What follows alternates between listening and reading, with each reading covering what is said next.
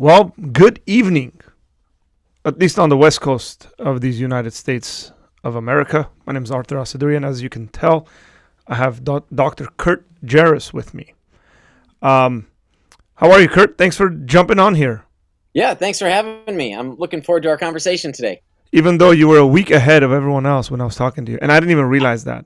I know when we were messaging, I was like, "Oh yeah, Good Friday. I could make that work." And it's like, wait, the 8th is a week. That is not Good Friday. So here's what's funny.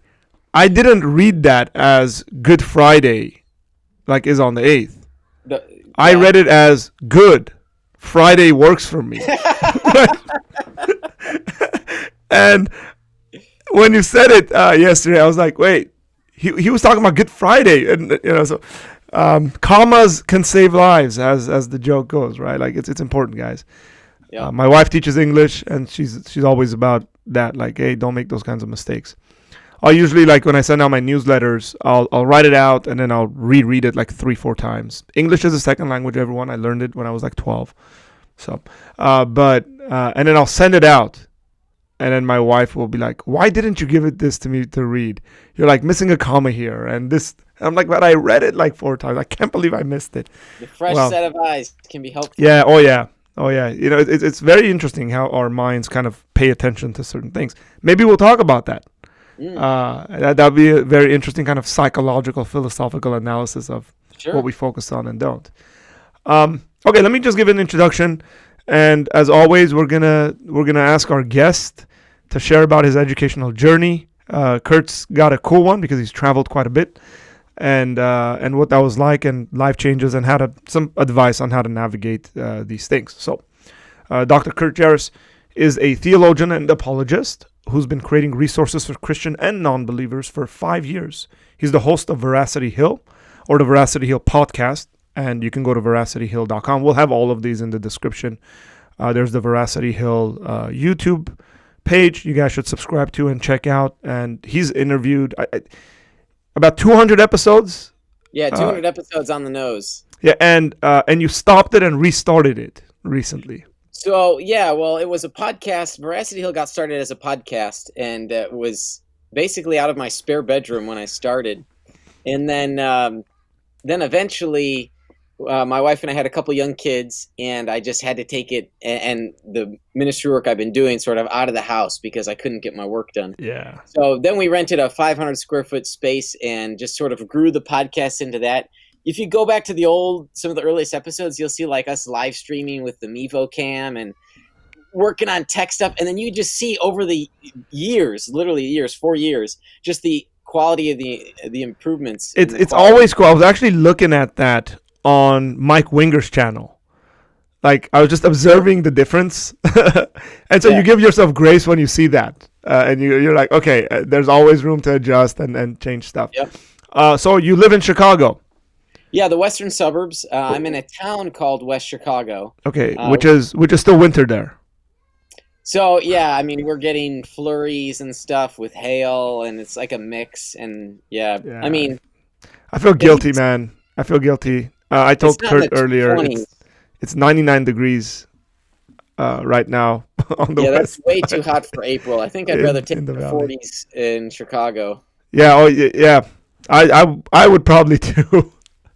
But you live in Chicago with your wife, Michaela, and you have children. How many children do you have? So now we have, that bio might need updating. We've got 4 kids now, 3 daughters and a son, and the son is 8 weeks old, something like that. Ooh. So, yeah, he's fresh. Congrats. Thanks. So if he says weird stuff, we'll just blame it on him not getting sleep. 4 children. You got me there by 1. That's good. Every time I talk to someone who's my buddy texted me and told me they're having their 5th, and I look at my wife and I go, "Come on," and she's like, "I come from a family of 4 boys." Okay, so yeah, I like big families. They're awesome. It's chaos. It's like ordered chaos. It's amazing. And you hold multiple graduate degrees in theology and apologetics. Received your doctorate from the University of Aberdeen in Scotland. Your accent hasn't changed. Did you live in Scotland when you did this? So no, it was online. I did travel over a couple times. especially with the UK style PhD where it's just research and writing, there's no courses. The online, basically the only requirement was that I would live close to a Christian college for use of their library. Yeah. And even then, with everything online, I mean, I was plucking dissertations online and printing them up. I've got a stack here on my shelf. Because I didn't want to read dissertations on the computer. Yeah. With eye strain.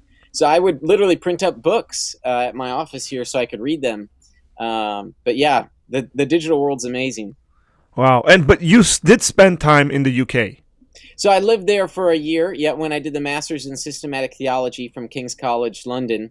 And that was awesome. It was our first year of marriage. So to live in London for a year, I mean, sort of how romantic. And it's super cheap to travel once you get over there.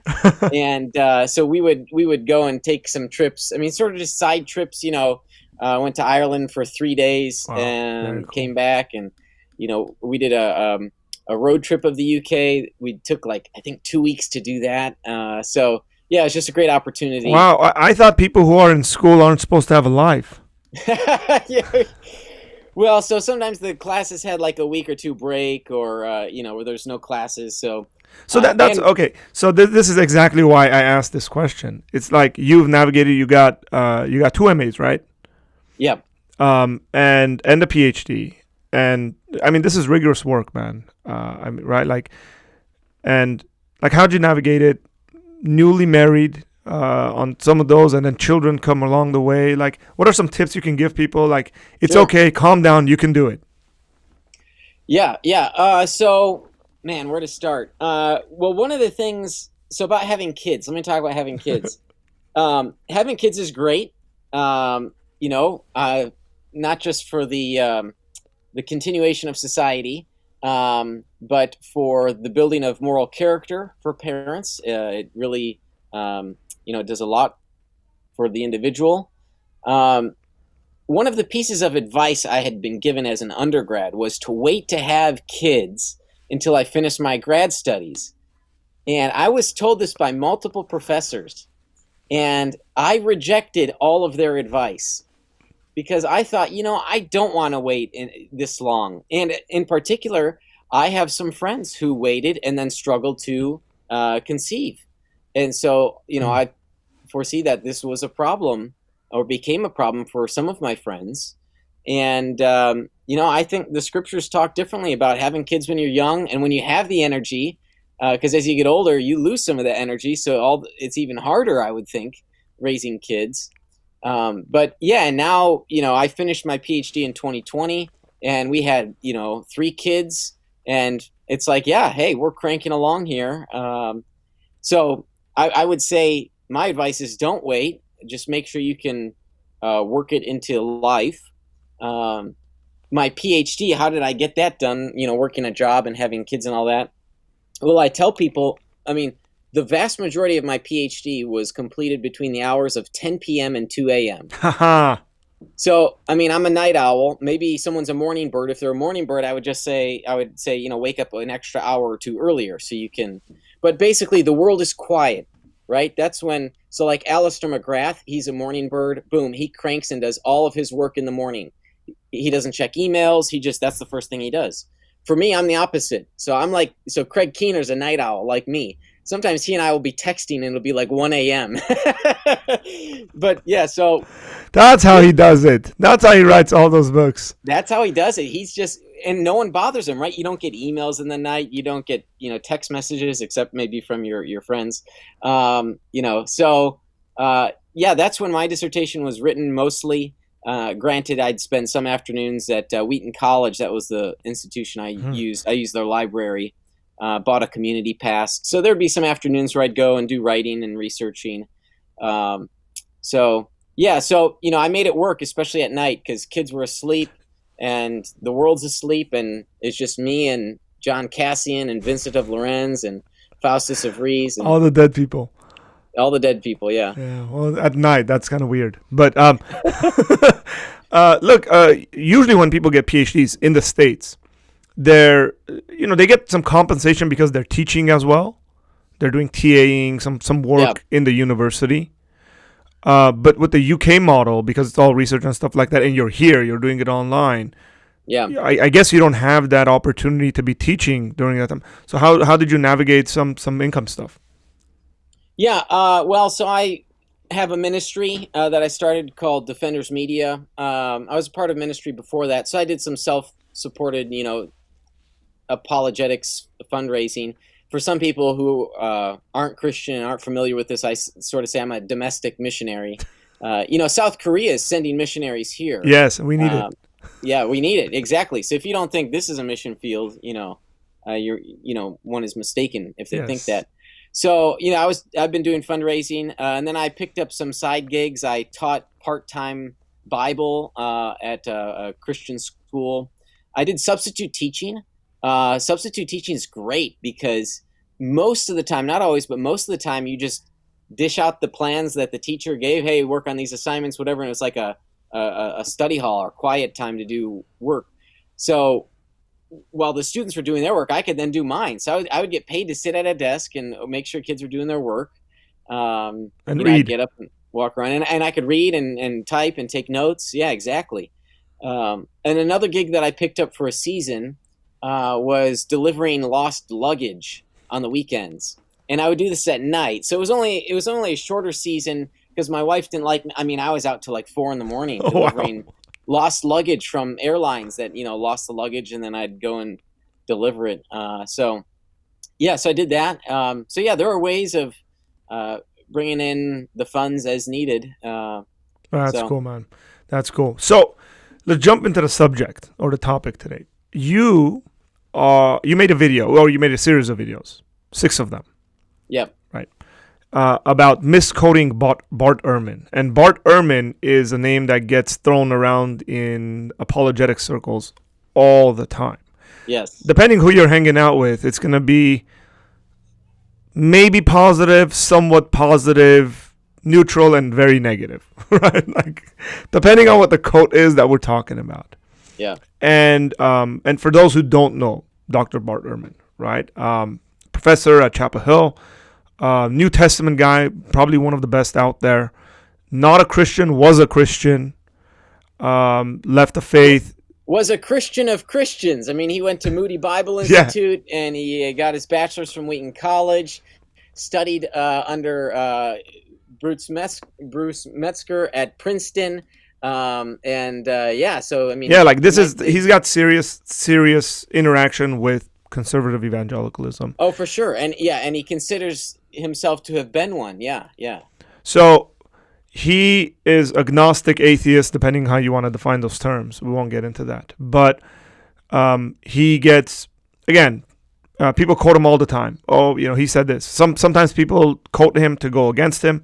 Sometimes people will quote him and as a support system, right? Like I've seen Gary Habermas actually say, hey, Bart Ehrman says, these early, say 1 Corinthians 15 is like anywhere from 2 weeks to 2 years. Like I've heard that quote from.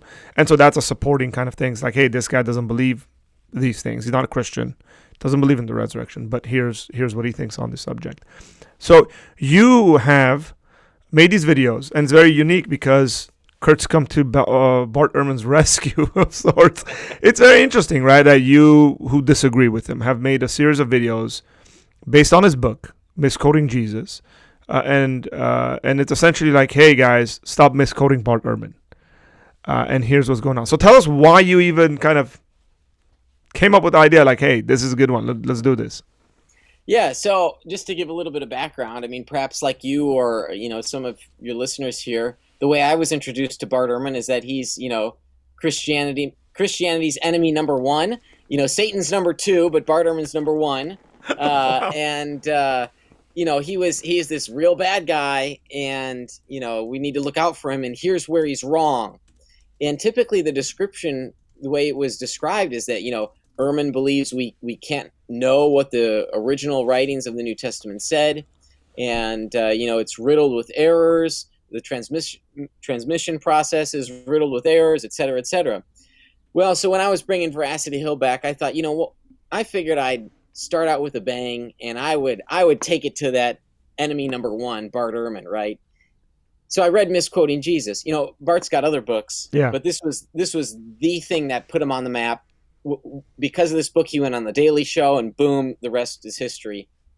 So I read the book, and what I came away with and what I noticed is that what evangelists and apologists have described as Ehrman's position was not the position that he takes in the book. Now, is it true that some of the statements he makes could be slightly exaggerated? Sure, I could see that. Some Christians have said that Ehrman doesn't nuance the differences between textual variants and the manuscript tradition. That is not true. I mean, in the book itself, the next paragraph, he'll say some of these are so pointless and meaningless that it just shows that none of these scribes could spell check any more than we can spell check, and we've got spell checkers today, and we still right. And this is in reference to him talking about like we don't have the copies. We don't even have the copies of the copies, and there's a famous line in the introduction. He says that quite a bit. I mean, in debates, I've seen him. Yep. And look, I like Bart Ehrman because he's actually exciting to listen to. He is. He's an engaging guy. He's definitely a brilliant guy. You got to give credit where credit is due.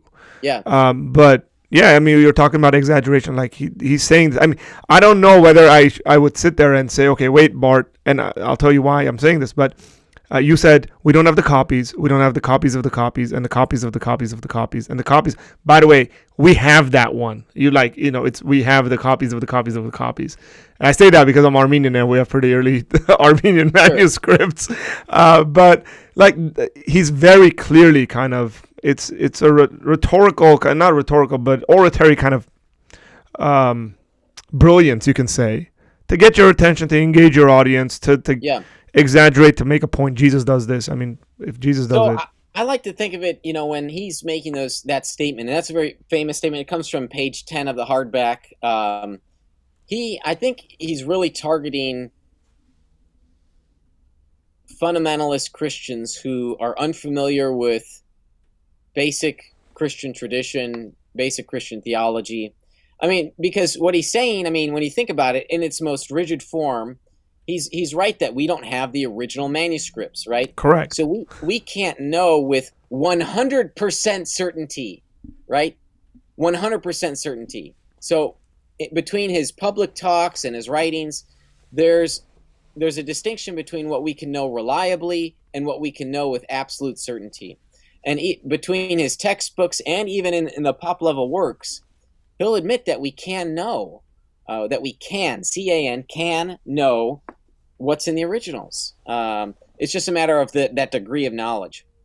But let me get back to the nuance thing here. So, that famous paragraph where he talks about the copies of the copies, we don't have those. The very next paragraph, I'm going to read it straight out of the book. Most of these differences are completely immaterial and insignificant. A good portion of them simply show us that scribes in antiquity could spell no better than most people can today. And they didn't even have dictionaries, let alone spell check. Yeah. See, my paraphrase was pretty close. Yeah, that was really good. So he continues on. But basically, he draws this nuance right away. But if you had read Timothy Paul Jones's book here called Misquoting Truth, you never would have known that, because the way Jones describes Ehrman, it's as if Ehrman never makes these qualifications and nuances. And so it was really an unfair treatment. So, I mean, not only did I read Misquoting Jesus by Ehrman, but I started to read review articles, books. There were a couple books. Nick Perrin wrote a whole book in response to the book. And I'm not even sure Perrin had read Misquoting Jesus. I mean, like he was asked in the preface, he says he was asked by the publisher to write a book about the reliability of transmission and all that. And just reading some of Perrin's statements, he's a well-published New Testament scholar, but I just don't know if he had read Misquoting Jesus, or if he did, that he read it very closely. I mean, sort of what got me on this 6-part video series was looking at how Christians have unfairly treated Bart Ehrman's views. This ended up catching the attention of Bart, and he's been sharing the videos. I mean, I guess we're done now. We finished maybe a week or two ago. he shared all 6 at his website, and he gave me a subscription, which was kind of him. So I've been on there commenting along with his followers, and a lot of folks appreciated some of the things I did. Some of them were going at me right away. How can you believe miracles happen, and etc. Easily. If you have your assumptions in order, it's very easy to believe miracles happen. Right.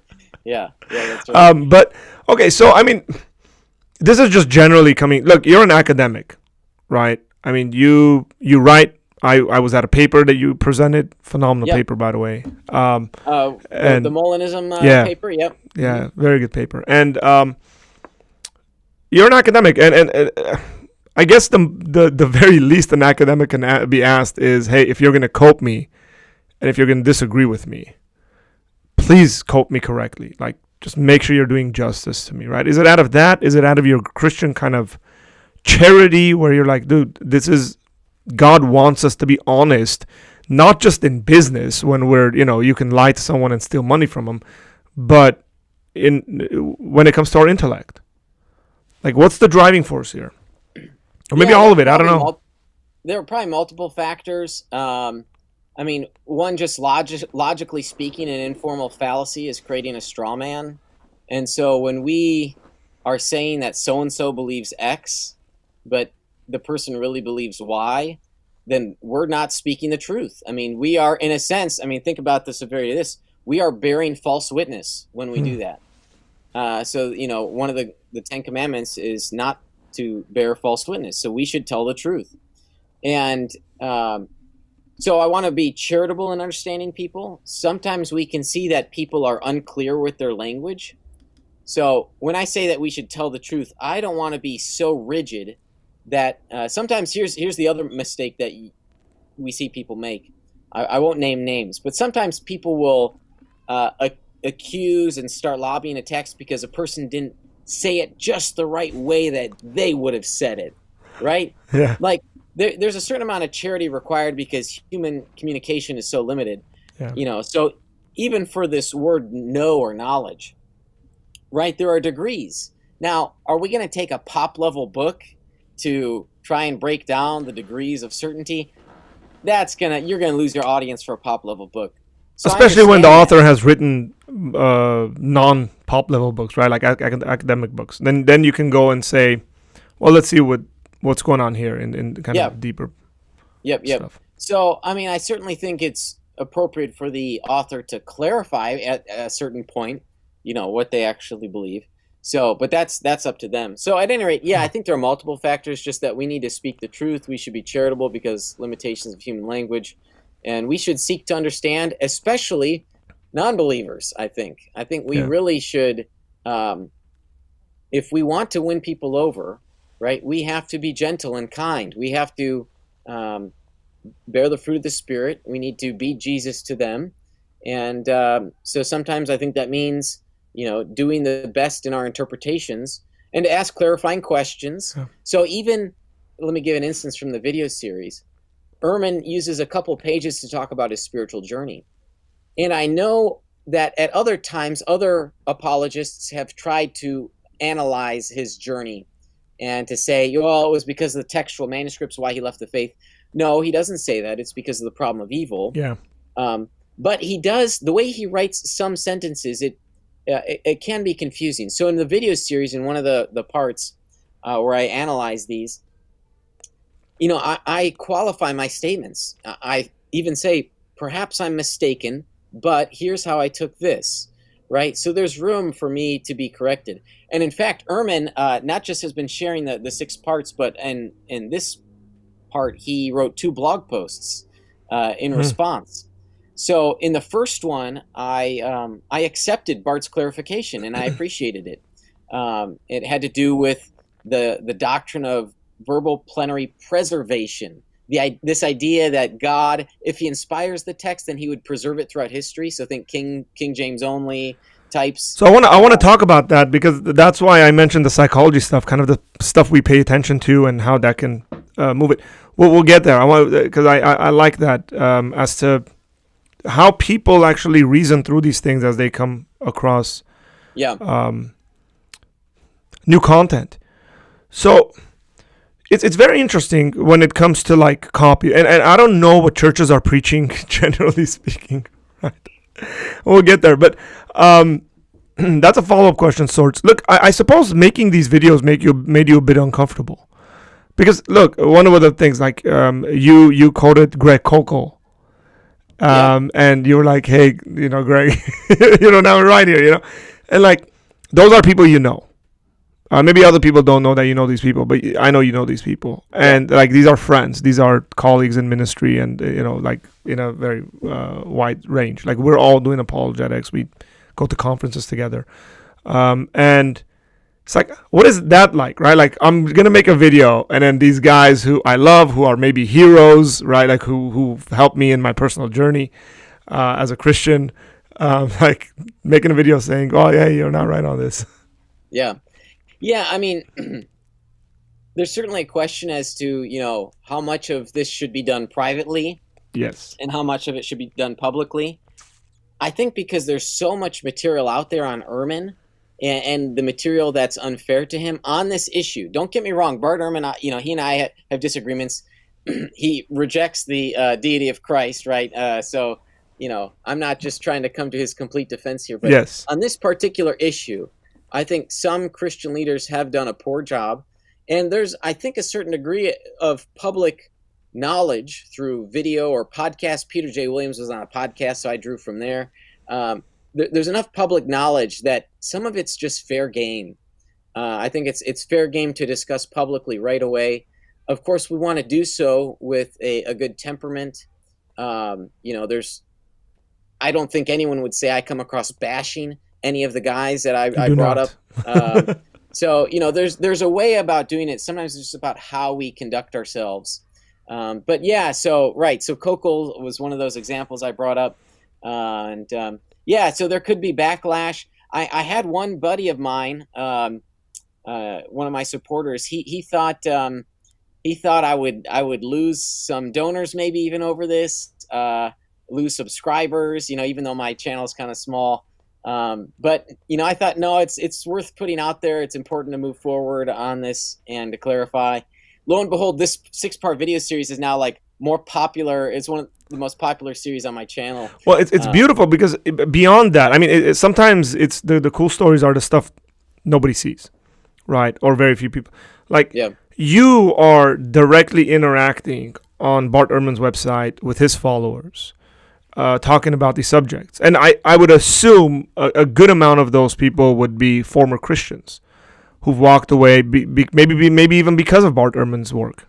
Yeah, there were a number of stories in the comments of that. People they would share about their journey. Some of them were even pastors. Oh my gosh! I mean, it's like these guys were in ministry and then they left the faith. I'm trying to recall if some of them said it explicitly because of Ehrman. I'm not sure I can remember. Yeah. Well, I would assume there would be something in there. I mean, there are certainly more than 100 people that I've been interacting with over the course of the series. That's a great opportunity, is it not? Like, that's the thing, right? Like, you're being gracious to this guy. He's been gracious to you. He actually gave you a subscription, and now you interact with folks. It's wonderful. So, there's a question here. Let me throw this question out there. Sure. This is my buddy Saad. Says, does Kurt have material that he's presented on the reliability of the New Testament that he can point us to? Or what is his favorite material on the topic? Yeah, so I've got a video for accessible.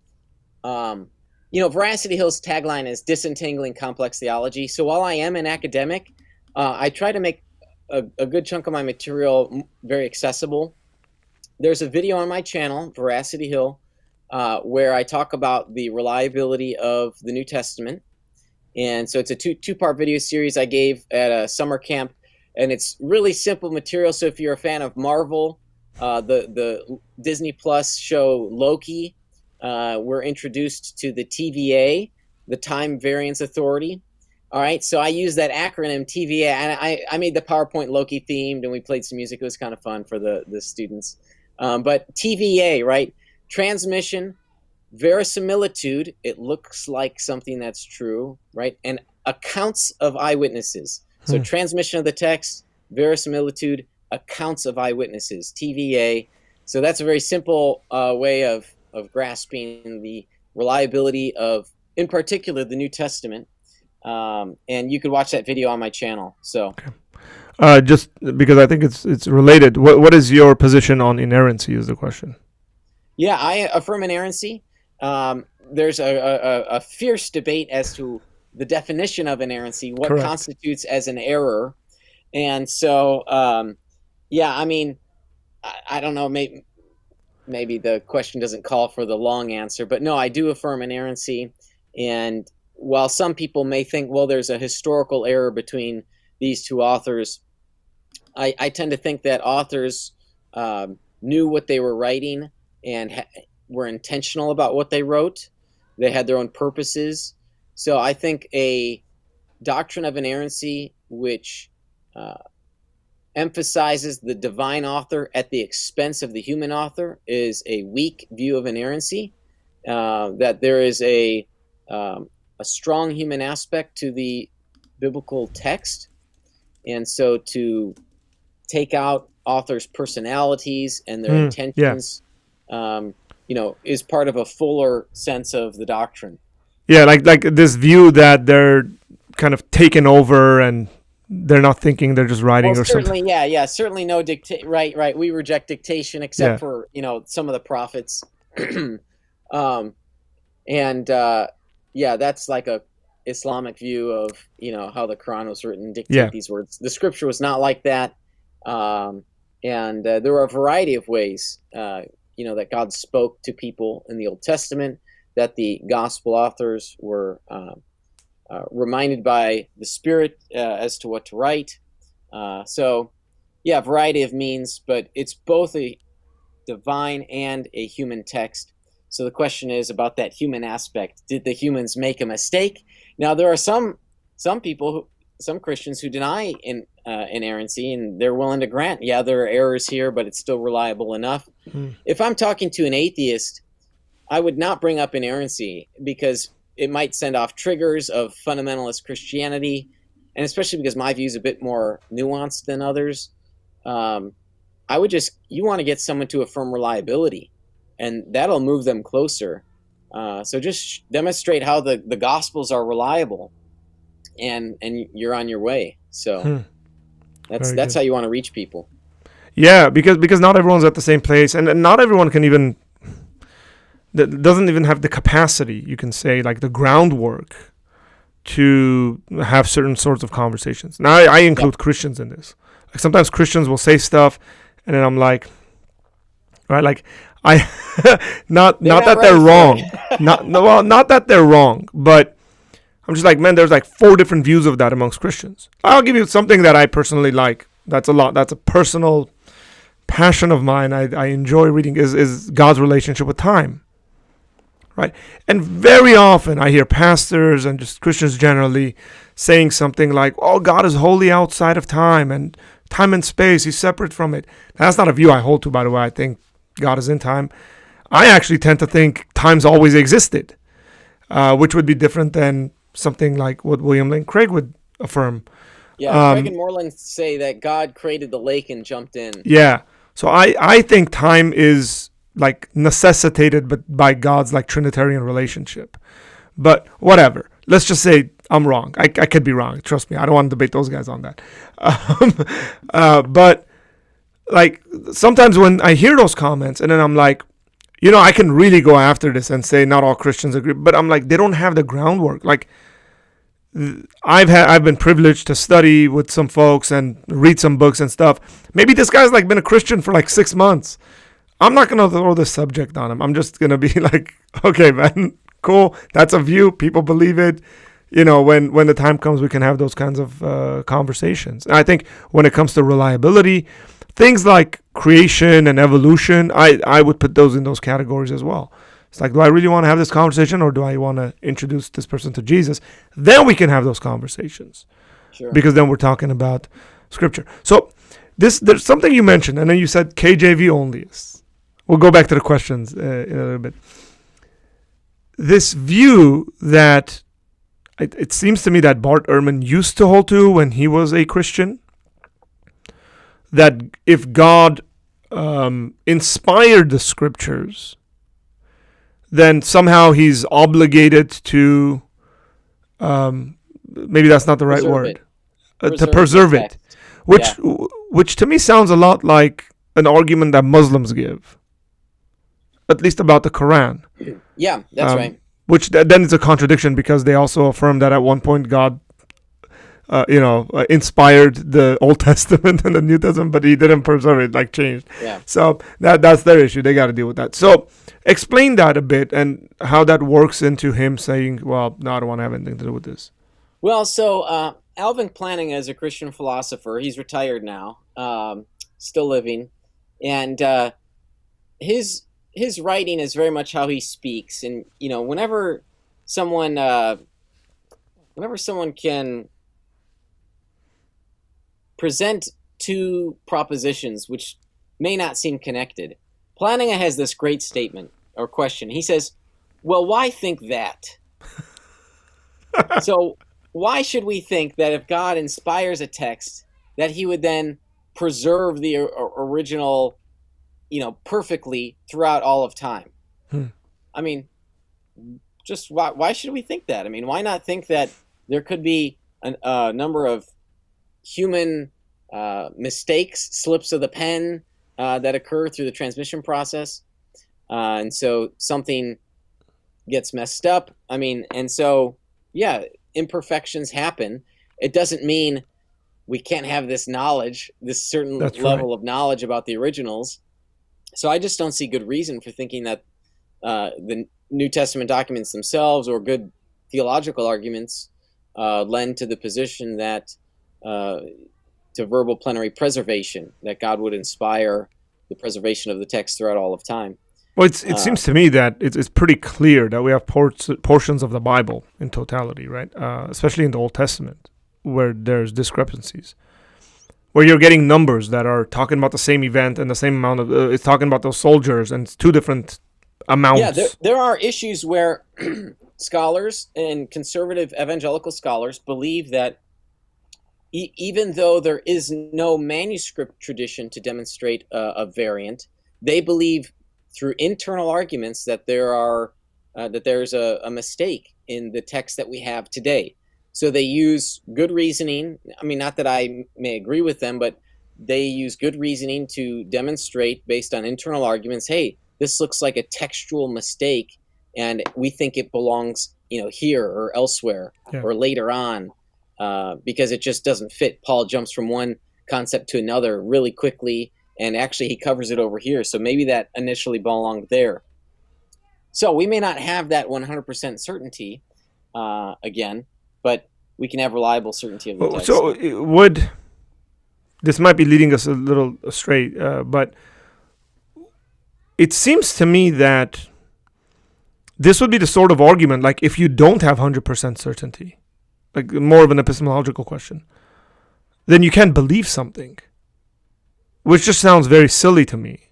Right, of course, we don't operate our, just we don't live like this. Speaking, we don't operate our lives on having 100% certainty. I mean, when you drive to the grocery store, you're not 100% certain that you'll make it home, but you still drive to the grocery store. People drive every day. They ride their bikes every day. They walk every day. They live in their homes where they could be, an asteroid could fly through their, roof, or an airplane crashes. I mean, of course, we don't have 100% certainty on these things, but we still operate our lives, and we hold our beliefs in accordance with the probabilities that we're not going to be struck by an asteroid, that we won't get into a car accident. That's why we go and do it. So likewise, when we study history, we have probabilities. It's sort of like calculated risk, right? We have these probabilities with which we evaluate historical events. And so when we look at Jesus and the Gospels and the events surrounding his death and resurrection, we look at these historical facts, and we say, what's the best argument? The best argument to the best explanation is that Jesus actually rose from the dead. So we make this a probabilistic claim that, and I'll say this might be a little provocative, that even if I'm wrong on my Christian belief, I'm warranted in my belief, right? I have enough reason to justify my belief that even if I'm wrong, I'm holding the belief I should hold given the evidence. Correct. So I think that's what people need to do. Now, that's only provocative to folks who aren't really understanding what you're saying, by the way. Right. Well, yeah. I mean, some people, if here's the hypothetical, if we literally discovered the bones of Jesus, there would still be people who think he rose from the dead. Yeah. And it's kind of like, wait a second. No, it doesn't make sense. Right. But and of course, Paul in 1 Corinthians 15, right, he says, if Jesus hasn't been raised from the dead, our faith is in vain. We call God a liar. So it's like, you would think that. Look what Paul says. He would give it up in a heartbeat.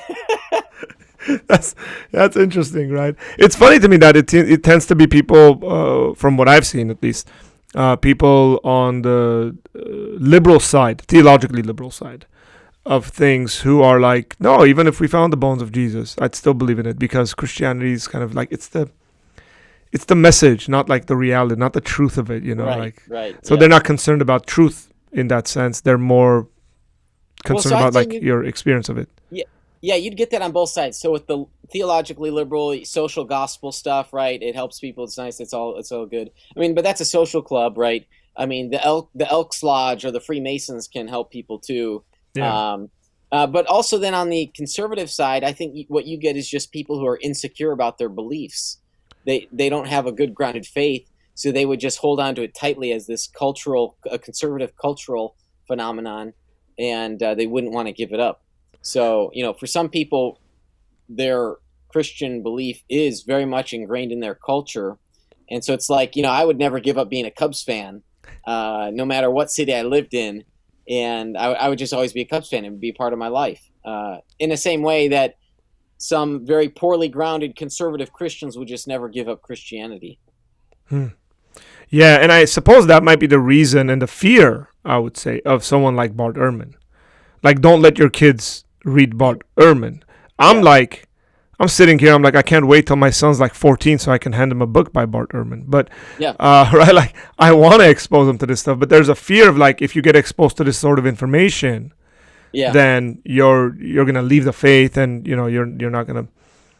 I say that, by the way, because you're someone who was, like, born and raised in the church. You've been a church boy, Sunday school kid, like, all that. Yeah, but my dad didn't let me read Harry Potter when I was a kid. Okay. So, like, I think a lot of what we're seeing, I mean, there's a decent chunk of what we're seeing in society today is the result of Christian parents trying to isolate their children from things which they shouldn't have been isolated from, right? A kid is not going to read Harry Potter and all of a sudden want to join a Wiccan cult, right? I mean, and even if they showed some interest in it, it's probably done in the context of playtime, right? So a parent, I think, should let their kids read the children books and then talk about them, So Sean McDowell's done this with his son, where I was watching a video where he was explaining this, where he basically said, yeah, I'll pay for you to go see the movie, but then we're going to talk about it afterward, right? I mean, that's the way to do it, right? Is, you're still spending that parent-child time, and you're analyzing it and digesting it. And, of course, the kid later on is going to appreciate the time that he spent with Dad. So, but just to say, no, you can't see that, period, it's not good for you, period, go do something else. I'm not sure that was the best tactic. But then that bleeds into, like, when this individual becomes 17, 18, 19, 20, and they're introduced to someone like Bart Ehrman. Or when they're introduced, like, I know someone who was at our church. I was a fairly new Christian, but I'd started Bible college. And this individual went to to university and took a Bible as literature class. And then they were introduced to the multiple authorships view of Genesis. And it, like, rocked their entire world. So did they buy into the conspiracy theory of JEDP? Well, they essentially walked away from the faith. I mean, but that was the bomb. Like, that was the nuke. In my mind, like, I think they should have been introduced to alternate views in the church. Sure. Well, so in that sense, the church did not do a good enough job preparing them. Yeah. And so the question comes down to, like, whether youth groups should have Bart Ehrman book clubs. and read, like, again, in a context of like, let's figure out what he's trying to say. What are the things he's saying right? Give him credit where credit is due. Yeah. And then what are we disagreeing on, and why are we disagreeing on these points?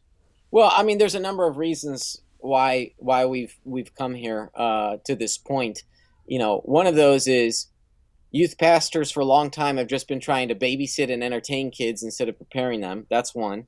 Number two is, when's the last time you went to a church that had a library, that had books? I know churches that have gotten rid of their libraries. And you're just like, what?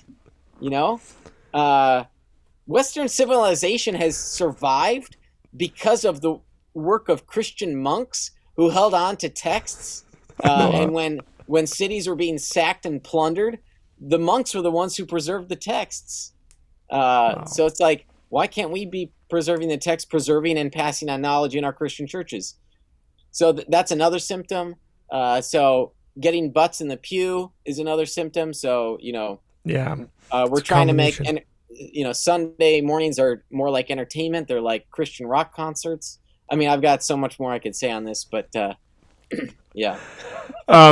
Here's a question. I think this has to do with some of your academic work a little bit. But it says, do you ever find yourself having a disconnect with other Christians because of the amount of in-depth academic work you have done? How do you bridge the gap, or that gap? I understand that not everyone's like me. I like to go deep on issues, and that's why our tour, we see each other roughly once a year. I try to go now every year to the annual conference of the Evangelical Theological Society and Philosophical Societies. That's where us nerds can hang out and do that stuff. And we've got friends locally that we talk to, our little groups. But yeah, I mean, my small group for my church, these people are not theologians. They don't go deep. They don't have the time to. They've got their normal jobs, normal American Christians. And so I understand that. And, I just try to make the content accessible. I try talking about it without going crazy deep. So you can teach basic things. You can use simple analogies to demonstrate points. Like when you were talking about God and time, and I said William Lane Craig and Moreland's views that God created the lake and jumped in it, right? That's a very basic way to describe to someone who's having trouble thinking about God and time. How does that work? How does God relate to time? Well, here's a Craig and Moreland's view. So people can understand that. They can understand how a lake is created and then someone jumps in and then they're in the lake, So I would say that's, I try to find ways to connect with other Christians. But I also don't want to, I can tell when maybe I'm going too far with someone, and also talk about other things with people. They want like the Cubs. How the Cubs are in first place in the NL Central. Some people, they want to talk about the weather. I know this stuff's basic, but sometimes people want the small talk before they're ready for the large talk. So that's on us to relate to people in the ways that they should be related. So you get invited to like a bunch of youth conferences, and you talk to young people quite often. Not as often as Tim Barnett, my friend. He's around all the time. He's something else, bro. He's a different machine. More of my youth speaking has been local to youth groups and Christian camp in Wisconsin. I'm only about 90 minutes away from Wisconsin, so. Okay, so here's a question: how do you encourage younger believers to go deeper? Not necessarily academically. Yeah. But at least have a good intellectual understanding at a lay level. Yeah, great question. Very good question. So youth and even adults are biblically illiterate. I mean, the studies show this. If you were to ask people what's the Trinity, I mean, they just don't know. I mean, so it's bad news. Okay, so what can we do? Well, one of the things I'm trying to do right now is I just started a few weeks ago at Veracity Hill these animated videos called. I love them. By the way, I love them, man. Thanks. Yeah. So there are these real short 60 seconds. They're 60 seconds on purpose because we're uploading them to YouTube as YouTube Shorts.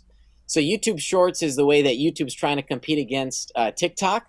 So we upload these to our channels there as these shorts, and they're animated, and it's me answering teenagers' questions. And some of the questions are outrageous. So we took questions on note cards, and there was no way to answer all of them. So, I said, okay, I'm going to make some videos. Now, I know I was a little late because this was actually back in the summer. But one of the guys here on staff at Defenders Media has done some animation stuff. We actually have two guys, but one guy in particular is on this project. So he's the one doing the animation work.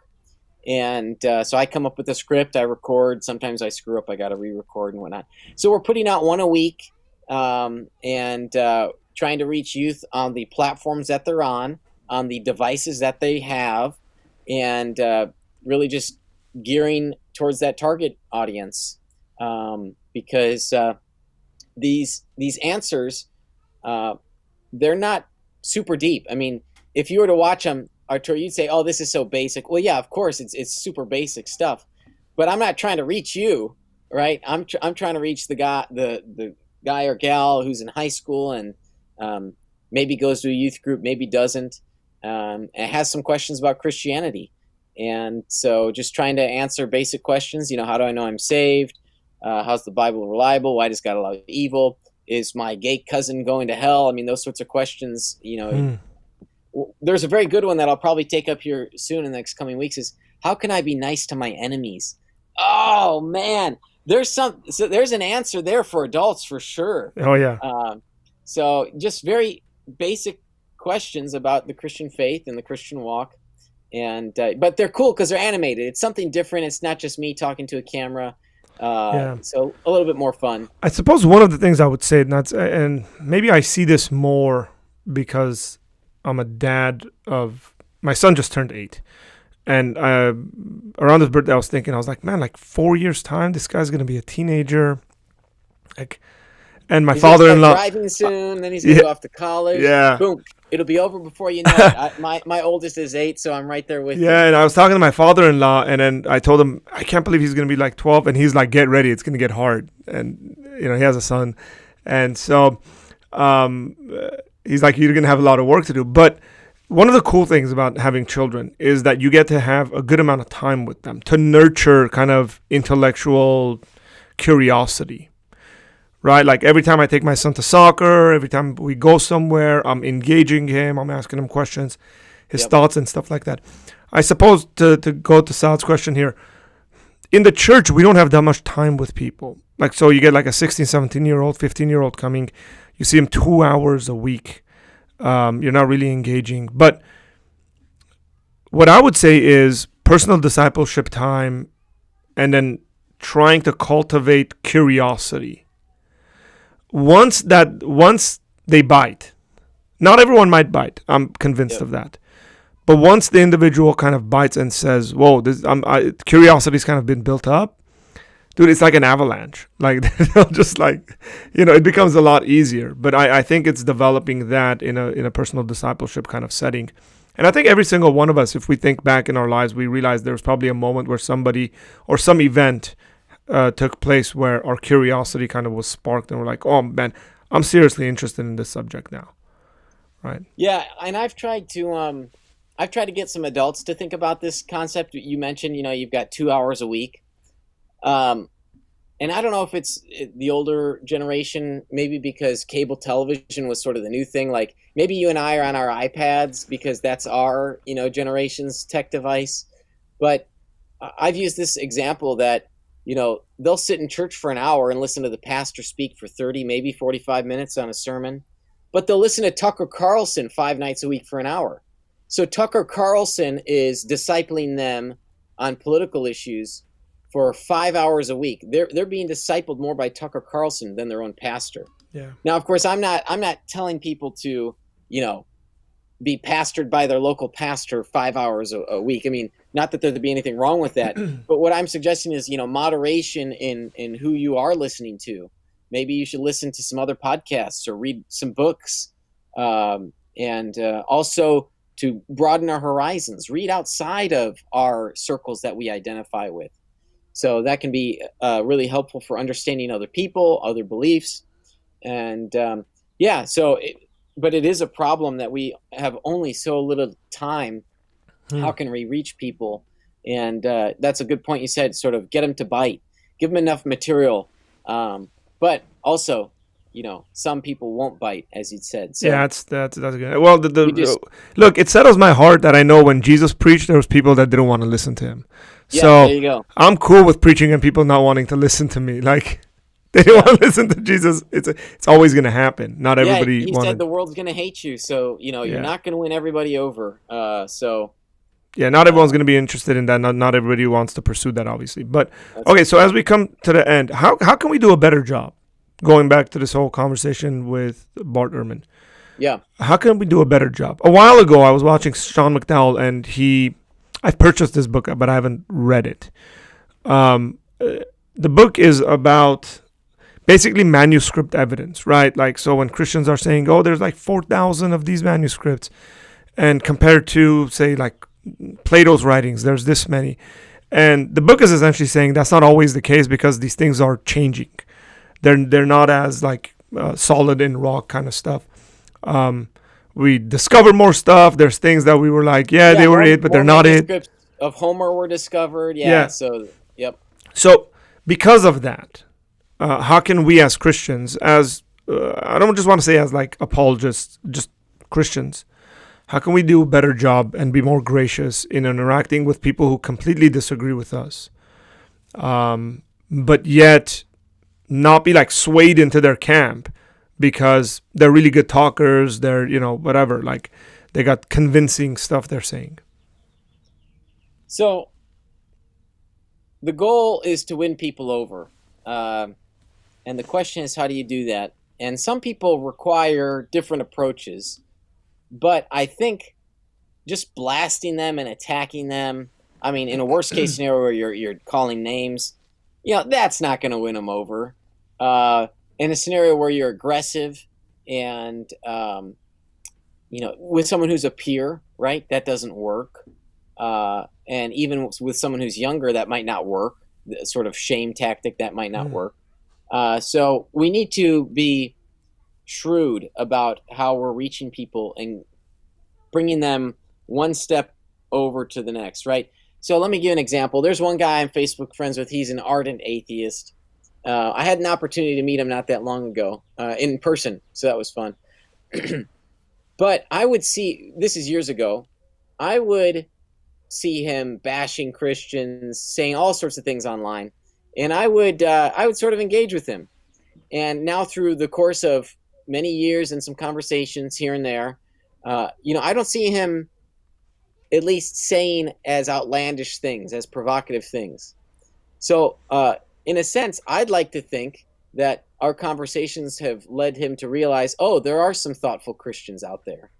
And, oh, what Kurt believes is different than what I rejected, X amount of years ago. Yeah. So there's certainly a social benefit that others won't hear what he's said in those provocative, aggressive terms. But he's moved one point over on the Engel scale. I don't know if you're familiar with the Engel scale, but basically, if you want to reach people for Christ, if they're at a -10 on this scale, and there's like labels and descriptions for these, you can look it up online. You don't want to talk to them as if they're at a +4, right? You want to get them to -9 and -8. Just slowly, step by step, get them over, and hopefully one day, boom, they'll make that commitment. But it could be years of work, years of fruit. For that to be the case. So when I was a kid, I would talk to some guys at school, and I didn't know it, but it was only years later, that I see now that they're Christians, they're believers, and some of them have told me that it was because of our conversations when we were kids, which is amazing. Yeah. I mean, I know one guy who's a devoted believer.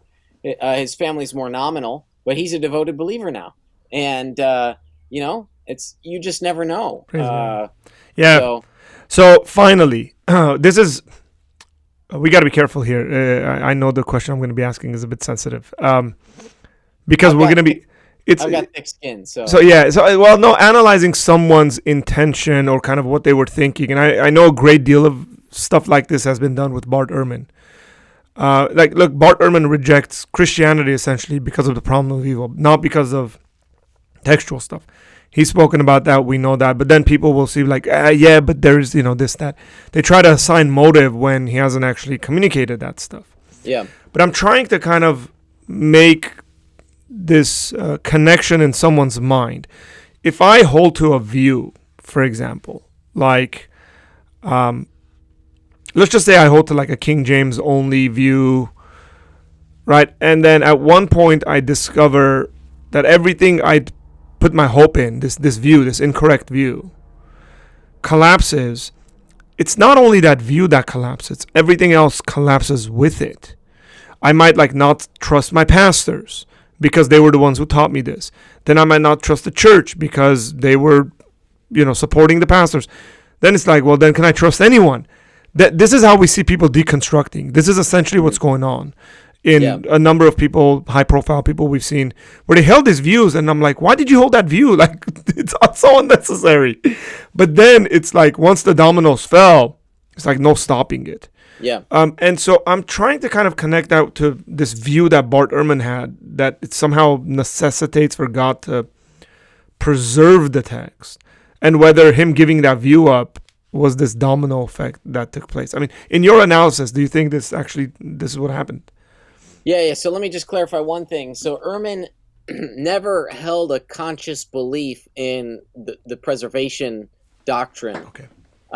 But in Misquoting Jesus, he does use it as sort of a logical moment in his thinking. And so this was the one thing I wanted to critique, in which I don't think his second blog post sufficiently answered. And so I had even commented, I'd have to go back and see if he responded. But I wasn't satisfied with his reply. I think he sort of dodged the question. So for some people, they might have, what I think for Ehrman was a logical misstep. In the same way that with some of these people, regardless of if it's VPP or if it's inerrancy or young earth or whatever, doctrine it might be, we shouldn't overemphasize non-essential Christian doctrine. There are essential Christian doctrines, then there's non-essential, there's secondary or tertiary doctrines. And sometimes people will take those tertiary doctrines as if it is, the core of Christianity. You see this with young earth creationism. So I don't know what you hold, and I don't know what some of your listeners hold, but what I'm critiquing here is a priority problem. Yes. People will say, if you deny young earth creationism, you deny scripture, you deny inerrancy, you deny... It's like, boom, it's this domino effect. But these are non sequiturs, a non sequitur is when something does not follow from another thing. And so it's really just this misplaced priority. And so for some people, I'm not saying this is the case with Ehrman, with some people, it's a house of cards that comes falling down because their belief, their Christian belief was built upon a poor foundation. And, just like that house of cards, it's just teeters over and boom, it all falls apart. It doesn't even have to be Christian. This is just when it comes to beliefs generally. That's right. Yeah, so like when I was in Armenia, I got to meet a lot of Iranians. My wife is fluent in Farsi. She was born in Iran, and she's Armenian from Iran. And we got to meet a lot of Iranians in churches and outside of church, and just like dialoguing with them through a translator. But one of the things I realized is that because they had a bad experience with Islam and the religiosity of Islam, they give up on religion altogether. All of it goes. Thing. Yeah. And some of them, this is the scary part as a Christian. Some of them had actually said they're becoming Christians, but the Christianity they kind of wanted to have was this like complete freedom. Yeah. Like no moral kind of standards. And then I was like, well, hang on here. You realize Christianity has like moral standards. Like if the Muslim is telling you can't cheat on your spouse, the Christian is telling you can't cheat on your spouse. It doesn't change. You become a Christian. It's like, oh, now I can do this. Yeah. But I saw some of this. They had just given it up. So you have to kind of bring them back in, reel them back in and say, wait, hang on. Give up the stuff that's necessary for you to give up. But again, it's because they had put in their hope in certain things that weren't foundational things to put their hopes on. As we end, here's a question here, and then because I want to send them to a debate that you've done that I enjoyed a great deal because I like you and him. So any chance we'll see Kurt debate anyone on this stuff? This stuff is a big category, but Do you have any debates coming up? Anything in? I've got nothing scheduled. I've taken part in a few debates. One was a YouTube video debate against Doug Wilson on "Does God Decree All Evil?" That was a good one. That was fun. Yeah, it's one of Marlon's most watched debates, so I'm really pleased by it. We had some video tech problems, so that my coloring was a little off in that. We were trying to use our professional camera, and the converter just wasn't playing nice. So we won't make that mistake again. But yeah, so that was a fun debate. Look, it was great. It's very friendly debate. I've watched it multiple times, by the way. Very friendly. One thing I tell people, even Calvinists, and seriously, I say, does Wilson respond to any of my arguments? If you're going to score a debate, there's a reply to arguments, right? Keep an ear out. I've had multiple Calvinists email me after I've told them this. They say, you're right. So yeah, I'll leave it at that. But it's friendly. Look, I listen to Doug Wilson. Methodology and yeah, it's a fun debate. I listen to Doug Wilson. I like his political commentary quite a bit. I'm theologically, some stuff I'm okay with him on, but like I disagree with him on a bunch of stuff. But I think it's a gracious debate. It's a cool debate between Christians, because sometimes some of these issues become like very I don't know, like hostile, where it's like you're not a Christian, like and we don't want to do that. And so it's a great debate, and if you have stuff coming up, let us know. We'll post it up and have people check that out. Again, whatever Kurt is doing is going to be in the description box. Like, I'm going to try to put as much stuff from him in the description box. Go subscribe to his channel, listen to the podcast. There's 200 of them, man. Like, it's quite a bit of content there. Yeah, a lot of material for people to consume. So, well, appreciate it, man. Appreciate you taking the time out of your day to have this talk. Yeah, thanks, Archer. It's been a lot of fun. Anytime. Awesome. So, everybody else, I want to thank you guys. God bless you. If you're watching the replay, thank you. You are a champion for watching replays like that. And hopefully you probably watched it on like 1.5 the speed. That's what I do. And I will see you guys next time. Make sure, again, you subscribe to our channel. Go subscribe to Kurt's channel.